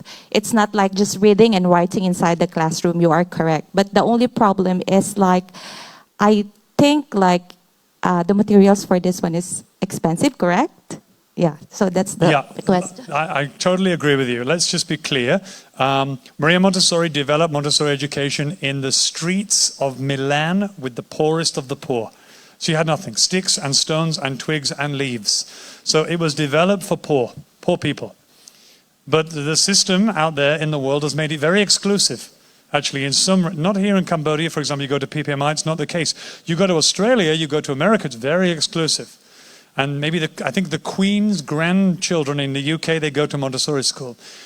The reality actually is two things. What I've presented to you today involves no materials. You don't need the classroom setup, you need a philosophy.